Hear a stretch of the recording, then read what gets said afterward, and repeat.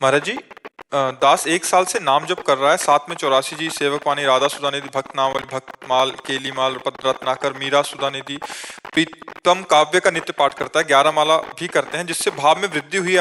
Office में काम करते हुए भी प्रियाजू का चिंतन होता था, लेकिन पिछले 3 महीने से भाव में शून्यता आ गई है। अब नाम में वो रस नहीं मिलता, प्रयास करने पर भी चिंतन नहीं होता। कभी कभी ऐसा हो जाता है कि हमें अपने साधन का कहीं न कहीं मीठा मीठा अहम हो जाता है और हम कहीं किसी भगवत प्रेमी महात्मा, भगवत भक्त, भगवत मार्ग के साधक में दोष दर्शन कर लेते हैं, तो ऐसी दशा आ जाती है। कभी कभी ऐसा होता है, तो यही होता है। मीठा मीठा हम जान नहीं पाते।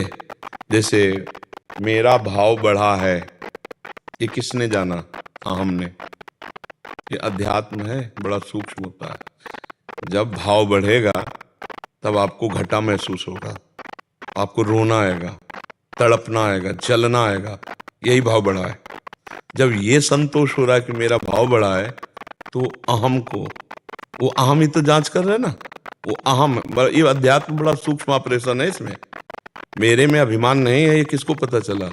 अहम को। वही अहम है। मेरे में भाव बढ़ा है, ये किसको पता चला? आपकी वाणी से निकला ना, मेरा भाव भी बढ़ा है, किसको पता चला?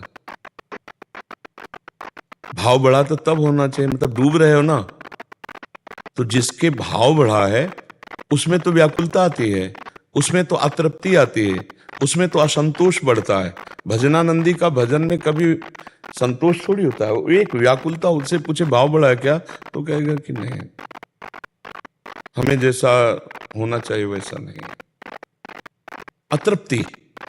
प्रेम सदा बढ़िवो करे, ज्यो शशि कला सुबेश, पै आमे पूनो नहीं, ताते कबो न शेष। प्रतिक्षण वर्धमान होने पर भी प्रेमी अपने में प्रेम की कमी महसूस करता है, भाव की कमी महसूस करता है। आपको कैसे महसूस हो गया कि आपका भाव बढ़ा है? मतलब त्रुटि हो गई। अध्यात्म की बात को स्वीकार करो। अब इस त्रुटि ने एक त्रुटि और कर दी। ये किसी न किसी साधक पर कहीं न कहीं दोष दर्शन कर लिया, तो उससे हमारे भजन में शुष्कता आ जाती है, सरसता चली जाती है। या किसी से समानता कर बैठा, या किसी में त्रुटि कर देख बैठा और किसी में समानता कर बैठा। ये बहुत सूक्ष्म होता है। चिंतन से सब क्रॉस हो जाएगा, चिंतन में हो जाता है। बहुत बहुत दुष्ट है मन, बहुत दुष्ट है। ये बहुत जल्दी फंसा देता है, कहीं ना कहीं गलती करवा देता है। उस समय तत्काल इष्ट से, गुरुदेव से प्रार्थना करे, प्रभु क्षमा करो, मैं नीच अधम, आपकी कृपा से चल रहा हूँ, अहंकार ऊपर से हो रहा है। चल रहे हैं हम आपकी कृपा से, दौड़ रही ट्रेन और हम समझ रहे यात्रा हमारे पैरों से हो रही।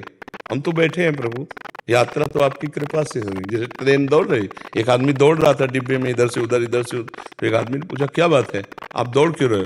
बोले, मुझे अमुक स्टेशन जाना। बोले, तू बैठ जा, ट्रेन चल रही, तू बैठ जा, स्टेशन ट्रेन पहुंचा है, तो तू बैठ जा, अपना हम बैठा ले। तू गुरु कृपा से, हरि कृपा से, इष्ट कृपा से, महारानी जी की कृपा से इस भाव देश में आगे दौड़ रहा है। अहम बड़ा घातक होता है। तो कई बार देखा गया है कि इस अहम के द्वारा कहीं न कहीं दोष दर्शन या किसी महापुरुष से समानता का भाव आने पर ये शुष्क हो जाता है। पहला जांच करना। और दूसरा, कभी कभी गुण प्रभाव आता है, ये ज्यादा देर नहीं टिकता है, ये 8 घंटे 10 घंटे इसी में संभल जाएगा। ज्यादा देर ये टिकता है जो पहला बताया। गुण प्रभाव में कभी कभी भजन में मन न लगना, एकदम मन शुष्क हो जाना। कबहू तो थोड़ो भजन, ध्रुवदास जी लिख रहे हैं, कबहू होत विशाल, मन को धीरज छुटे नहीं, गाहे न दूजी चाल। धैर्य से रहना, थोड़ी देर में परिवर्तित हो जाएगा। रजोगुण तमोगुण जब अपना प्रभाव दिखाता है तो भजन में रुचि नहीं रहती।